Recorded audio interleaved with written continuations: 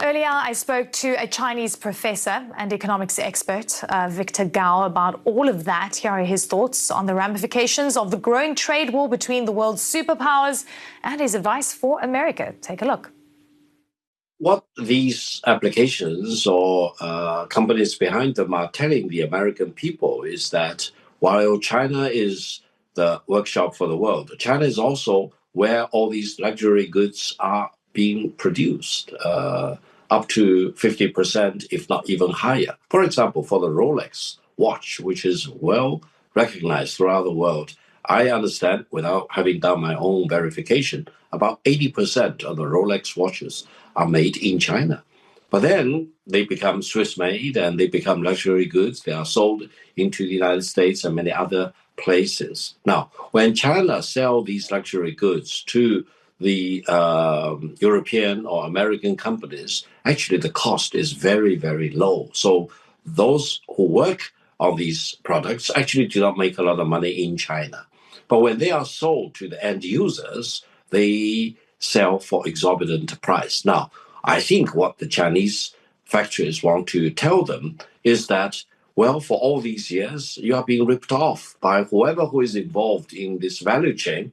And now, on top of that, the U.S. government under President Trump wants to charge, let's say, 145% tariff or even up to 245% tariff. That will completely destroy the marketability of these products to the American people. So maybe you can approach me. I have equally good products and I can sell you at factory price, for example.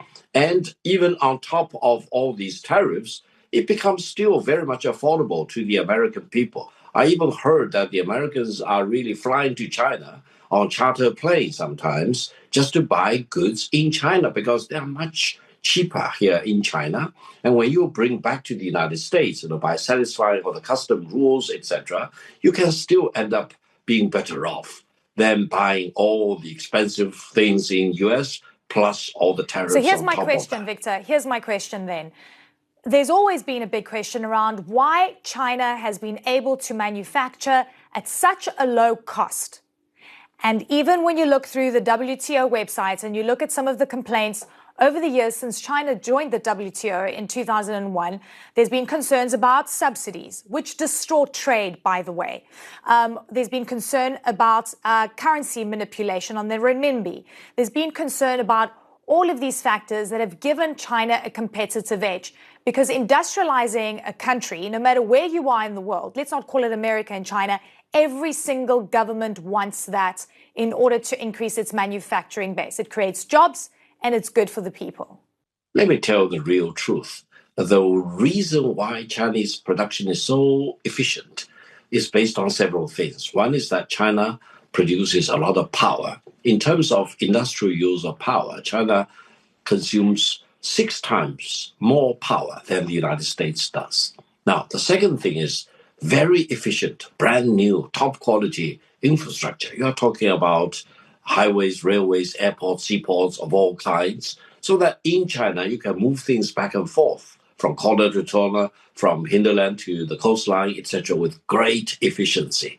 Now, the other thing is that China has accumulated such a cluster, what we call a cluster of all the spare parts, raw materials, etc. So you can really make almost anything in the world if you do the production locally here in China. Now, the other thing, equally important, and many people say, well, China is cheap labor, etc.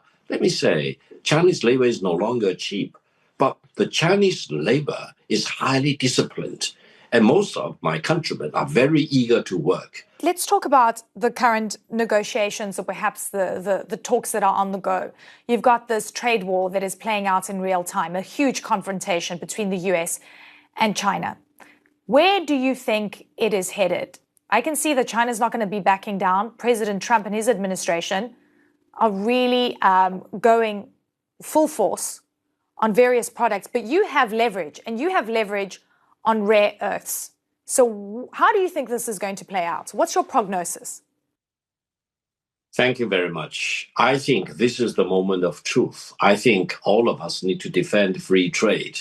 So the real choice is not between US or China. The real choice is between whichever country which wants to defend free trade and whichever country which wants to throw a big wedge into free trade to disrupt or even destroy free trade. Now, in this particular sense, I truly believe the United States under President Trump are throwing a wedge into free trade, and China is becoming the standard bearer of free trade. Now, protecting free trade is not just for China's interest, it is for everyone's interest. Free trade liberates everyone and makes win-win situation for all the participating countries. Now, I heard that Lighthizer wrote a book called No Trade is Free. Allow me to say to him, that means your heart and your soul are not free. That means you are being bothered by demons in your soul. Free trade is the megatrend. All of us need to embrace free trade. So this is the moment of truth. I think China is doing the right thing, protecting free trade, advocating free trade, and fight off whichever country, big or small, which wants to destroy free trade. Victor, does China need the US consumer? China has a population of 1.4 billion people. There's a growing middle class. Does China need the US consumer? Let me give a two-part answer very quickly. Of course, China needs the American people, American consumers. For 46 years in a row, China worked so hard. We used the best material. We used the best workforce. We used the best speed, try to beat the deadline, try to send all the goods to the United States. And we make all kinds of things for the U.S. market.